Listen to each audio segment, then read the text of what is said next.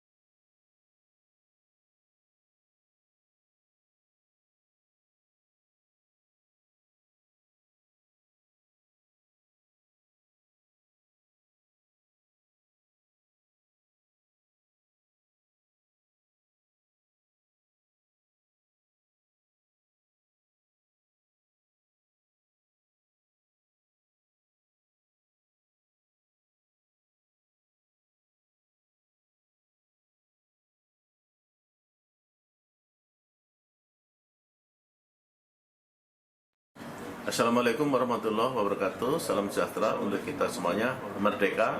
Salam Pramuka. Saya Bupati Banyumas mengucapkan bangga, ya, salut dan hormat kepada Adek Anggi Diah Lestari yang masuk ke final Duta Humas, ya. Ini adalah berasal dari Pramuka Banyumas, ya. Sekarang sedang menyelenggarakan webinar. Webinar ini judulnya asik sekali, yaitu penguatan karakter di era digital untuk pramuka milenial yang asik sekali ini, ya. Nah, saya hanya ingin menyampaikan bahwa topik ini sangat pas dan sangat bagus, di mana kita walaupun bebas sekali dalam berselancar di area digitalisasi zaman sekarang, baik melalui medsos, melalui aplikasi dan sebagainya. Tapi harus diingat, ya, keasikan digitalisasi, kemudahan digitalisasi, dan benefitas daripada digitalisasi ini harus sesuai dengan dasar Dharma Pramuka. Dasar Dharma Pramuka untuk yang cocok dengan masalah ini, ya, adalah banyak bertanggung jawab dan dapat dipercaya, ya, selain suci dalam pikiran, perkataan, dan perbuatan. Dua item ini aja dipegang, ya, dua dasar dharma, yaitu dasar dharma nomor 9 dan nomor 10 aja dipegang, maka insya Allah, ya, karakter pramuka ini akan selamat di dalam berselancar, di dalam berlayar ria dalam area digitalisasi bermedsos yang tanpa batas di dunia ini. Pegangnya itu saja, ya. Jadi sebelum membuat statement, sebelum membuat mengupload, ya, itu poinnya itu, ya, harus bertanggung jawab, ya. Nah, kemudian juga kalau sudah memang melakukan statement dan melakukan istilahnya kolaborasi dan juga masuk ke dalam memberikan komen dan sebagainya, ya, maka itu harus dapat dipercaya apa yang disampaikan. Jangan sampai asal ngomong, jangan sampai kemudian asal berstatement, asal mengeluarkan emosinya, atau cepat-cepat menanggapi sesuatu yang belum tentu benar, gitu kan. Jadi harus dipikir dulu sebelum melakukan tindakan-tindakan berikutnya. Begitu menerima informasi itu dipikir dulu, ya. Jangan langsung informasi itu ditelan mentah-mentah, ya. Kemudian seakan-akan dia menjadi sumber beritanya, sebarin kemana-mana, ya. Akibatnya nanti ternyata adalah hoak, ya. Akibatnya gimana? Nah, ini tidak dapat dipercaya. Kalau pegang itu semuanya jelas. Apalagi kemudian kalau pakai aplikasi, sekarang banyak aplikasi mempermudah kehidupan kita. Tetapi kadang-kadang aplikasi juga tidak selamanya dapat dipertanggungjawabkan, ya. Misalnya aplikasi tentang game itu, game itu juga seringkali memabukkan, menjadikan addiction, ya. Ini candu. Kalau sudah candu begitu, ya, kemudian tidak mengenal waktu, ya, kemudian dia membawa buta, kadang-kadang juga ada online, ya, maka kemudian masuk ke situ seharian itu cuma udah konteks seperti itu, sehingga kehilangan waktu, ya, kemudian makan tidak sehat, tidak tidur, akibatnya banyak juga yang kemudian menjadi penyakit atau menjadi sakit gitu. Ini juga tidak masuk kepada dasar dharma nomor 9 dan nomor 10 gitu, dan lain sebagainya. Jadi saya berharap bahwa webinar ini dari Adek Anggi Diah Lestari ini, ya, ini bisa membawa dampak positif, pengertian kepada seluruh yang ikut webinar ini, sehingga tahu persis bahwa ternyata kita itu harus hati-hati, ya. Ternyata kita itu harus menjadi manusia yang bertanggung jawab dan tidak percaya, ya. Ternyata kita juga harus suci dalam pikiran, ya, dalam perkataan, ya, dalam perbuatan. Tiga-tiganya harus ada. Kalau itu selesai, maka kita akan selamat, ya, dalam dunia apapun, termasuk dalam dunia digitalisasi seperti ini. Jadi karakter tetap dipegang. Gembira, oke, ya. Keren, oke, ya. Terus apa? Selalu senang hatinya, oke. Tetapi saya minta minimal minimal 2 dasar dharma nomor 9 dan nomor 10 itu dipegang erat-erat. Itu aja. Dan juga saya mengucapkan matur nuwun, terima kasih kepada Kak Warda semuanya yang telah menyelenggarakan acara Duta Humas ini, sehingga Banyumas alhamdulillah ada 2 utusan yang dikirim. Mudah-mudahan ini dapat mensupport, dapat mendukung seluruh kegiatan yang ada di Keluarga Pramuka Jawa Tengah. Matur nuwun. Wassalamualaikum warahmatullahi wabarakatuh. Salam Pramuka.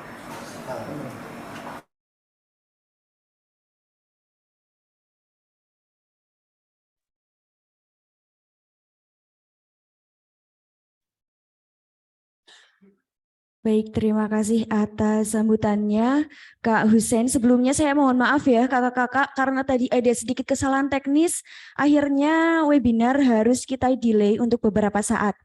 Nah, sekarang tiba saatnya yang dinanti-nantikan, yaitu sesi materi. Materi pada hari ini akan disampaikan oleh beliau, Dr. Berlilana MKom MSI. Beliau ini merupakan rektor atau Kamabikus dari Universitas Amikom Purwokerto. Sudah bergabung bersama kami, nggih, Kak Berlilana? Sudah, suara saya terdengar dengan baik, Dianggi? Baik, sebelum dimulai, saya ingatkan untuk sesi materi adalah 20 menit dan untuk tanya jawab adalah 10 menit. Nanti di 5 menit terakhir dan 2 menit terakhir akan saya ingatkan lagi. Begitu, nggih, Kak Berlilana? Baik. Nah, kepada para peserta, silakan pada sesi pematerian bisa sambil mengisi absen yang nanti akan saya share di kolom chat. Kemudian apabila ada pertanyaan boleh langsung diketik saja di kolom chat, mengingat waktunya yang sangat terbatas. Dan di akhir sesi akan ada kuis, di mana nanti akan saya ambil nilai yang terbaik untuk mendapatkan door prize yang sangat menarik. Dan nanti akan saya umumkan melalui Instagram saya di @itsanggi. Jadi untuk kakak-kakak silakan perhatikan materinya supaya nanti bisa menjawab kuis. Tidak perlu kita tunggu lama lagi, kepada Kak Berlilana, waktu dan tempat saya persilahkan.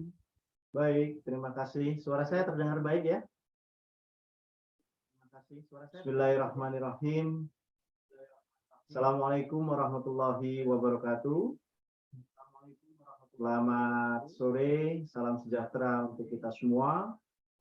Salam Pramuka. Kakak-kakak sekalian, Kak Agus, Anggi, serta para peserta webinar pada sore hari ini. Alhamdulillah, puji syukur kepada Allah Subhanahu wa taala, kita semua bisa bertemu di tatap maya di dunia digital ini dalam rangka mengikuti webinar. Webinar ini sangat luar biasa, pesertanya juga sangat luar biasa. Tercatat yang join 275, ini begitu luar biasa antusiasme. Dan tema yang diangkat juga sangat menarik. Tadi Kak Hussein sudah mengatakan bahwa tema ini sangat menarik dan pas sekali karena teman-teman, adik-adik, pramuka semua adalah generasi-generasi milenial yang sekarang ini sedang berinteraksi dengan era digital. Baik, judul dari webinar saya akan izin slideshow. Milenial di era digital, pramuka jadi lebih asik. pramuka jadi lebih aktif. Ya, next.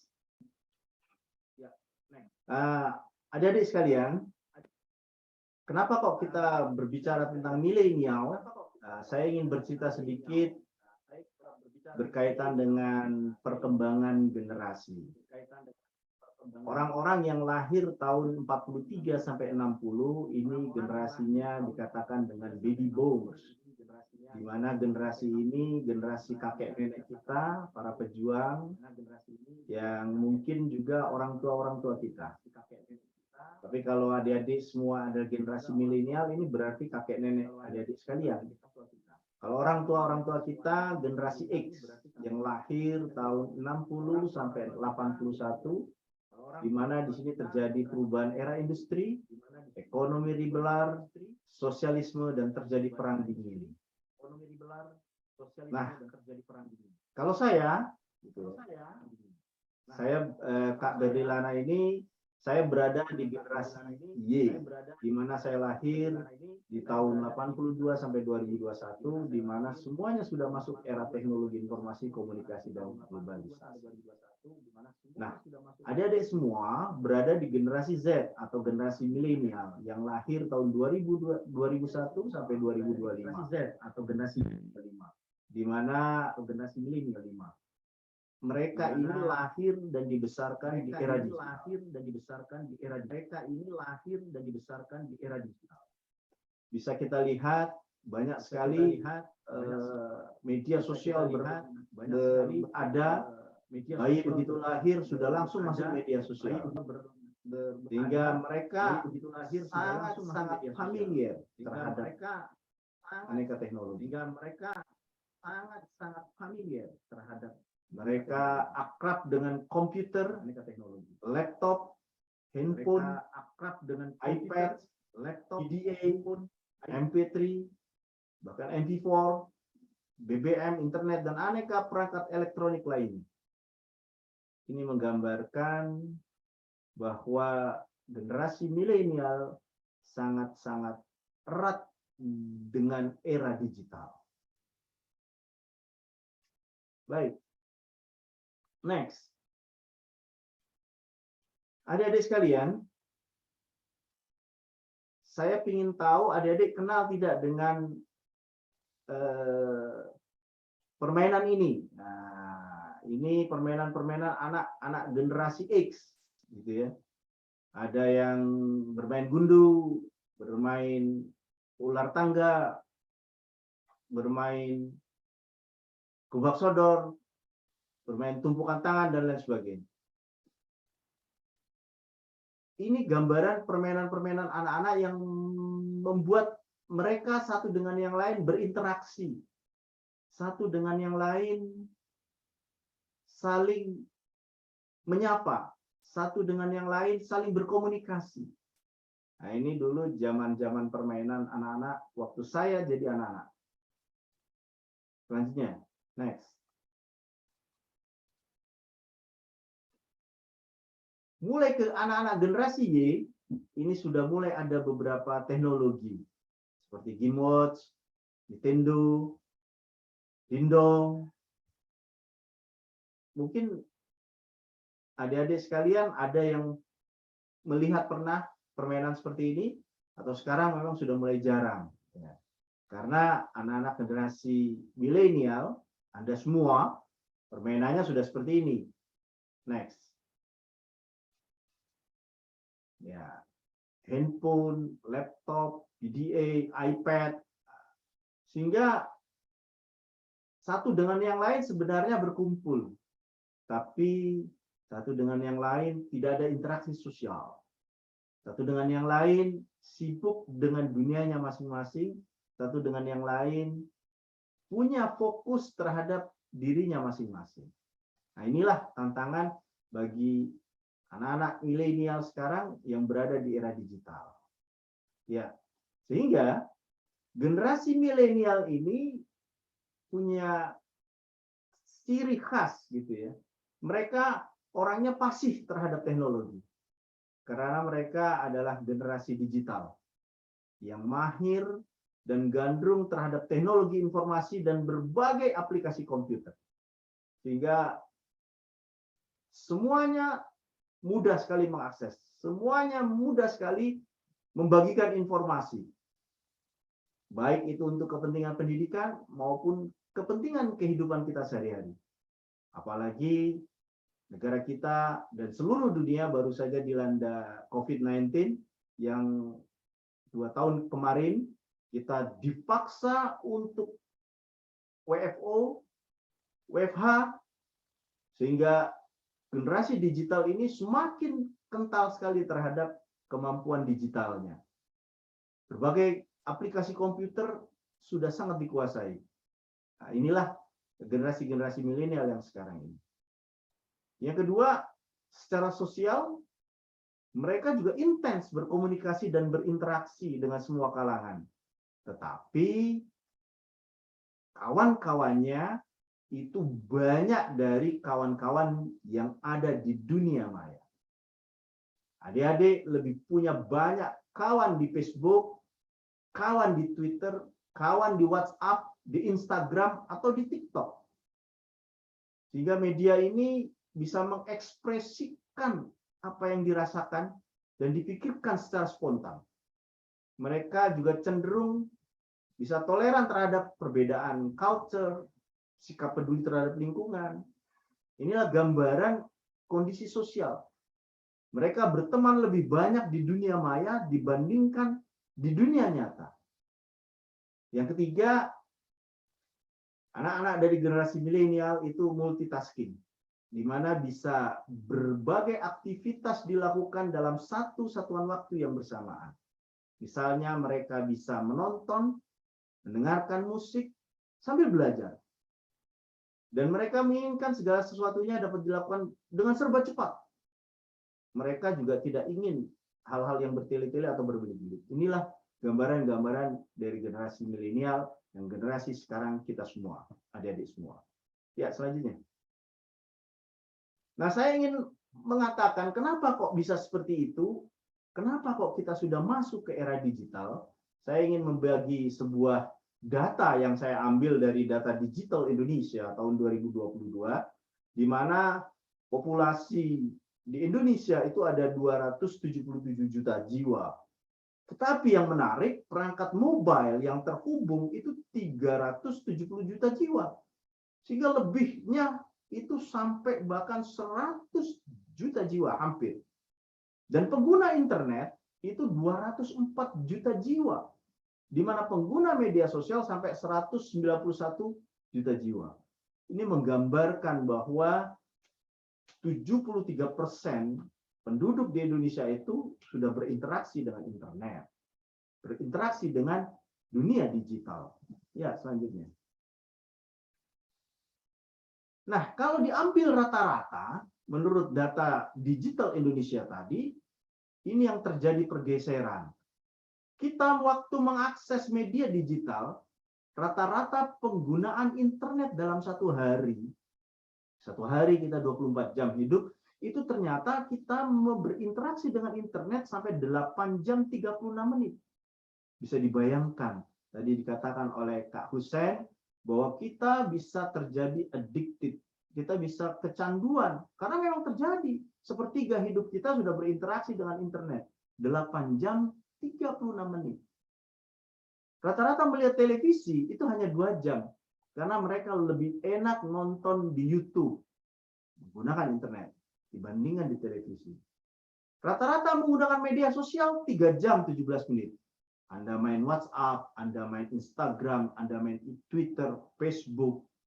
Ini 3 jam 17 menit. Rata-rata mendengarkan musik 1 jam 30 menit, dan rata-rata bermain game 1 jam 19 menit. Hati-hati bagi adik-adik semua yang sudah main gamenya lebih dari 1 jam, itu berarti saudara-saudara sekalian sudah dalam kategori mengkhawatirkan karena Anda sudah kecanduan terhadap game online. Selanjutnya. Apa alasan mereka menggunakan internet? Ya, jelas 80% mengatakan saya ingin menemukan, mencari informasi. 72% mengatakan saya ingin menemukan ide baru dan inspirasi. Banyak di YouTube inspirasi-inspirasi, baik itu usaha, menanam, bagaimana cara mengobati, dan lain sebagainya. 72%. Berhubungan dengan teman dan keluarga, 68%. Mengisi waktu luang 63%. Mengikuti berita dan kejadian terkini 61%. Menonton video, TV, film sampai 58%. Inilah gambaran kenapa kok orang menggunakan internet. Selanjutnya. Nah, apa media sosial yang paling banyak digunakan? Media sosial yang paling digunakan adalah WhatsApp. Saya yakin sekali 100% peserta yang hadir pada hari ini yang hampir mencapai 300, semuanya saya yakini pasti mempunyai WhatsApp. Entah itu WhatsApp pribadi, WhatsApp grup, dan lain sebagainya. 84% Instagram. Facebook 81%. Dan ini yang menarik, TikTok. TikTok ini media sosial yang baru tetapi begitu menghebohkan sehingga sekarang ini tahun 2022, saya ambil data ini di bulan Februari, mencapai 63,1%. Ya, selanjutnya. Nah, akhirnya dengan kondisi seperti ini, kita sepertiga hidup kita, maka akan terjadi internet addiction. Menurut Kimberly, di tahun ini kita terjadi yang namanya kecanduan terhadap internet. Apa saja yang membuat kita kecanduan? Ini bisa saja terjadi di cyber relationship addiction, di mana kita individu yang senang sekali mencari teman relasi secara online. Lebih banyak kita punya teman online dibandingkan teman di dunia nyata. Individu tersebut kecanduan ikut melayani layanan chatroom, seringkali terlibat pertemuan-pertemuan online.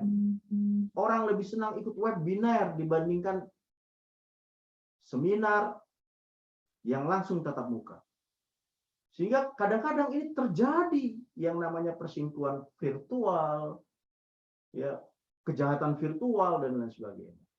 Yang kedua, net compulsion, di mana di sini tipe net compulsion itu misalnya mereka senang sekali terhadap hal-hal yang berbau online, bisa perjudian online, belanja online, dan perdagangan online.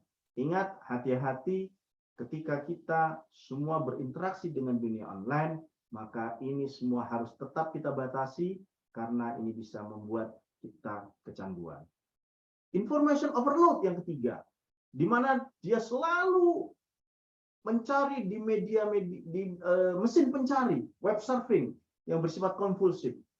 Computer addiction, di mana dia kecanduan terhadap game yang bersifat obsesif, game online, sehingga ada beberapa anak yang gara-gara game online tersebut akhirnya dia lupa waktu, lupa sekolah, sehingga bahkan bisa memunculkan sebuah kriminal. Kita tahu beberapa tempat ada orang yang mencuri hanya gara-gara ingin ikut game online, bolos sekolah untuk game online dan lain sebagainya. Dan ini juga yang membahayakan yaitu cyber sexual addiction, yaitu individu yang secara kompulsif sering berkunjung ke website-website dewasa, website-website yang berinteraksi dengan kondisi seksualitas. Dan ini sangat membahayakan karena ini bisa merusak secara mental maupun jiwa kita. Inilah menurut Kimberly berkaitan dengan internet addiction yang nantinya akan bisa menjadi mara bahaya bagi kita semua. Selanjutnya. Nah, bagaimana? Sehingga kita harus seleksi di ruang digital. Karena arus informasi yang bersifat cepat, deras, variatif, serentak, sehingga menembus tapal batas antar negara. Webinar kita hari ini, sore hari ini, bahkan bisa diakses di luar negeri. Bisa diikuti. Yang ikut di sini tidak hanya dari Banyumas, bahkan dari luar kota sampai se-Jawa Tengah.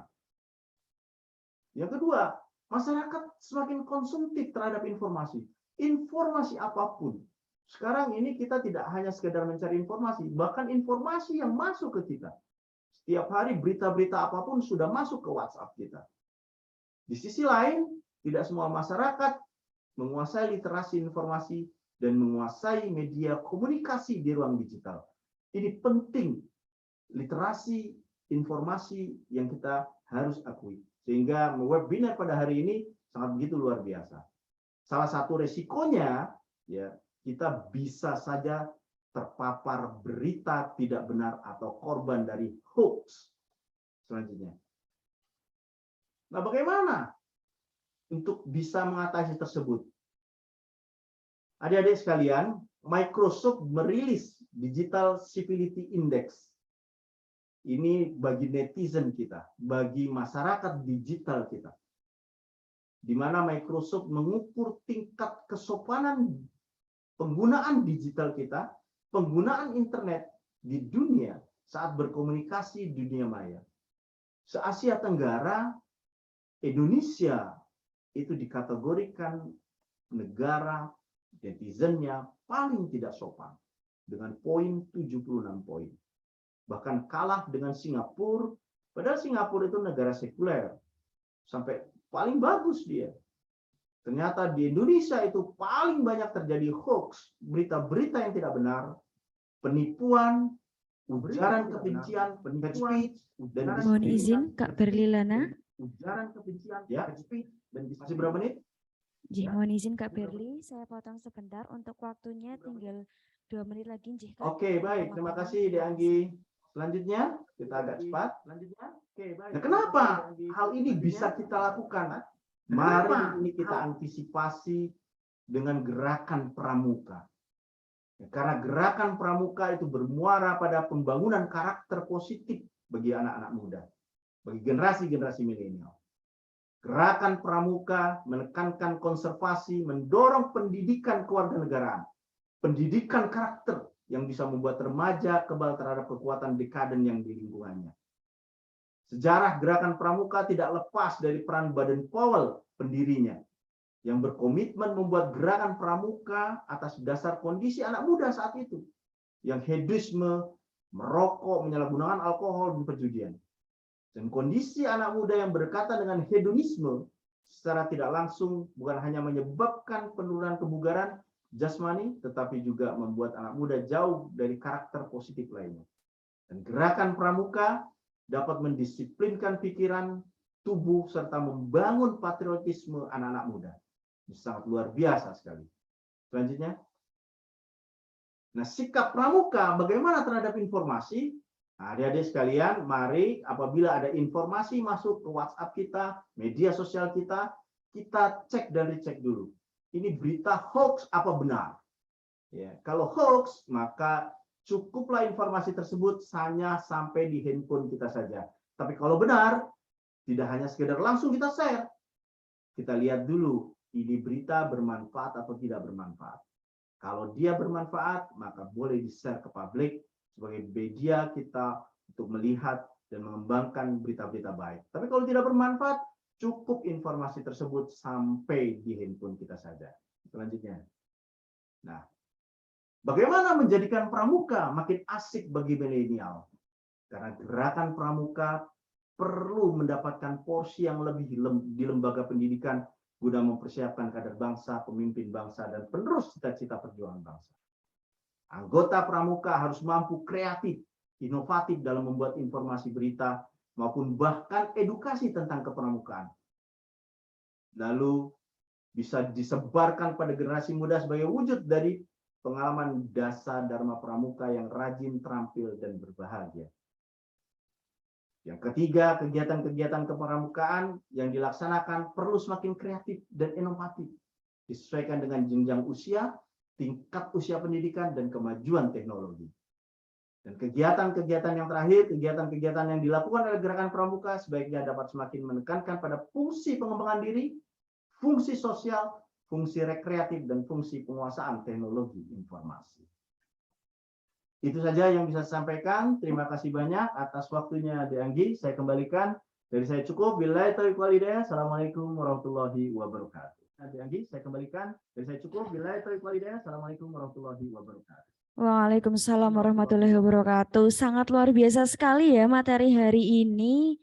Jadi untuk kakak-kakak semua tadi sudah saya sampaikan di awal bahwa akan ada kuis di akhir. Nah, sebelumnya tadi mohon izin Kak Berli sudah Ya. ada banyak pertanyaan di kolom chat dan saya ambil 3 pertanyaan, nanti Baik, bisa dijawab secara sekaligus jika. baik Kak Anggi.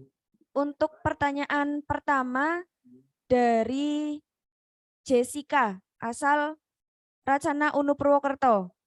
Bagaimana cara memotivasi anggota gerakan pramuka untuk bisa berkegiatan lebih kreatif lagi, mengingat kita sudah hampir 3 tahun berkegiatan secara daring, Kak. Kemudian untuk pertanyaan kedua dari Dewan Ambalan SMA PGRI Gumelar. Pertanyaannya, bagaimana cara menyampaikan ke orang tua terkait penggunaan media sosial ke anak sekolah? Karena kan rata-rata orang tua itu pasti ngomongnya, ah ini kebanyakan main HP, padahal kita itu sedang mengerjakan tugas. Nah, bagaimana cara menyampaikan ke orang tua terkait hal tersebut, Kak? Kemudian pertanyaan terakhir ini ada dari Kak Rahel Ananda dari Kuartir Cabang Banyumas. Pertanyaannya adalah bagaimana cara untuk mengurangi kecanduan dari penggunaan HP dan internet untuk anak kecil yang sekarang memang sangat mengenal teknologi canggih seperti HP dan lain-lain. Bisa dijawab sekaligus Kak Berli, silakan. Baik, baik. Terima kasih Kak Anggi. Terima kasih atas pertanyaannya. Yang pertama dari Kak Jessica. Ini sangat luar biasa. Pertanyaannya, bagaimana memotivasi anggota pramuka agar bisa lebih kreatif lagi? Karena karena 2 tahun terakhir ini kan kita diterpa oleh COVID-19, di mana semuanya serba daring, semuanya serba online, sehingga akhirnya kita sekarang terbiasa mengikuti segala kegiatan dengan cara rebahan, mengikuti segala kegiatan dengan cara-cara hanya menampilkan saja avatar di layar. Ini saya juga melihat saya melihat banyak antusiasme banyak anggota-anggota dan peserta yang mengikuti pada sore hari ini. Alhamdulillah semuanya rata-rata on cam. Ini menandakan bahwa adik-adik semua serius gitu ya. Tapi ya tidak sedikit juga yang mematikan, hanya nama saja dan lain sebagainya. Ini butuh keseriusan gitu ya, butuh keseriusan. Nah, kondisi COVID-19 ini sudah hampir akan lewat dan kita berdoa bersama semoga pandemi ini menjadi endemi, penyakit COVID ini menjadi flu biasa yang apabila kita kena juga tidak terjadi apa-apa gitu ya. Sehingga kita butuh recovery, kita butuh perubahan karena kondisi COVID ini merubah semua lini, bahkan merubah juga tingkat interaksi sosial kita. Dulu kita tidak pernah tahu yang namanya webinar seperti ini. Sekarang ini menjadi sebuah budaya. Semua orang bisa bertemu di dunia maya, tidak hanya sekedar di dunia nyata saja. Nah, bagaimana kita meningkatkan ini? Mari, gerakan pramuka ini adalah gerakan-gerakan yang memang kepanduan, yang semuanya itu sangat memunculkan kreativitas. Sehingga harapan saya dengan teman-teman menjalankan program kerja yang ada di kepramukaan ini, saya yakin sekali kreativitas adik-adik sekalian, kakak-kakak sekalian yang ada di sini, semuanya bisa terjalan dengan baik. Dan yang paling penting, interaksi sosial di gerakan pramuka itu adalah nomor 1. Mereka semua sangat peduli terhadap lingkungan, peduli juga terhadap sesama. Itu yang jawaban pertama untuk Kak Jessica. Yang kedua, pertanyaan dari Dewan Ambalan SMA Gumelar ya. Bagaimana cara menerapkan ortu berkaitan dengan penggunaan HP yang akhirnya orang tua melihat kita kok setiap hari mainan handphone, dilihat lagi pegang handphone dan lain sebagainya. Mau tidak mau, ini yang dari Dewan Ambalan SMA Gumelar, perlu kita ketahui memang dunia orang tua kita dengan dunia kita itu berbeda. Karena mereka berada di generasi yang ada tadi yang sudah saya katakan di awal, entah itu generasi X atau generasi Y, ya, dan kita semua berada di generasi Z, intinya gitu ya. Sehingga satu hal, teman-teman harus mempunyai komitmen dalam diri, di mana dengan orang tua harus terbuka. Dan begitu kegiatan-kegiatan tertentu dengan orang tua atau berinteraksi dengan orang tua, maka handphone ini harus diletakkan. Handphone ini harus diletakkan. Contohnya, ketika kita akan makan bersama, makan siangkah, makan malamkah, dan sebagainya, maka kita harus punya komitmen dalam diri kita, handphone ini harus kita letakkan.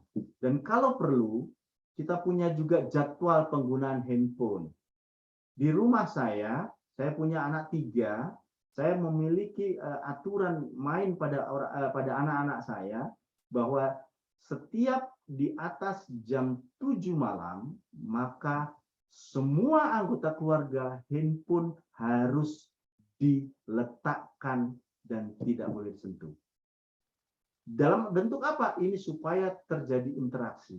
Saat kita liburan bersama, saat kita ingin makan bersama, maka handphone ini dikumpulkan dan ditaruh di saku masing-masing.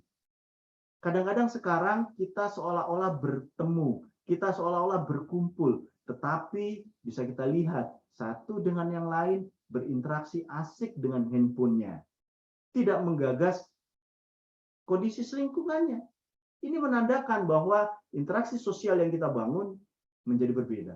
Sehingga tadi dari Dewan Ambalan di SMA Gumelar, satu hal, bagaimana kita menerangkan pada orang tua, mari kita tunjukkan pada orang tua ketika kita berinteraksi dengan beliau, maka handphone ini harus kita tentukan. Kadang-kadang orang tua itu menjadi jengkel ketika kita diajak ngomong, ketika diajak berbicara, kita tetap asik terhadap handphone kita. Ini yang membuat akhirnya image orang tua menggambarkan bahwa kita selalu sibuk dengan handphone. Nah, ini ya bagi ya. Nah, lalu yang ketiga, ini yang menarik sekali dari Kak Rahel Ananda, bagaimana cara mengurangi kecanduan kita terhadap HP? Tadi hampir selaras dengan jawaban saya yang kedua. Yang pertama, kadang-kadang orang tua sekarang ini membuat gampang agar anaknya tidak rewel, agar anaknya itu tidak bermain dan lain sebagainya, maka anaknya langsung diserahkan handphone saja, dibukakan YouTube, dibukakan apa dan sebagainya. Bahkan saya pernah lihat ada anak kecil, balita, yang apabila handphonenya diambil, nangis sekeras-kerasnya. Ini sangat luar biasa. Ini didikan yang keliru menurut saya.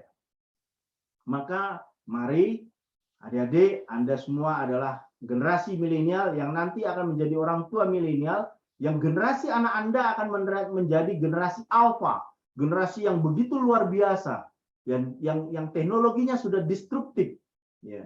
Sehingga saudara-saudara sekalian, mari kita berkomitmen pada diri kita bahwa teknologi ini adalah alat, tools untuk mencapai sebuah tujuan agar mempermudah kegiatan-kegiatan yang kita lakukan. Jangan sampai alat ini menjadi kita diperbudak oleh handphone.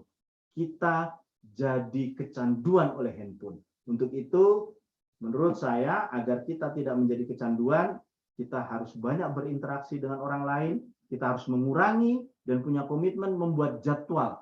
Kapan kita harus menggunakan internet, kapan kita harus menggunakan handphone ini dengan baik, dan jadikan handphone kita ini adalah alat untuk menunjang tugas-tugas kita. Mungkin itu Mbak Anggi. Terima kasih.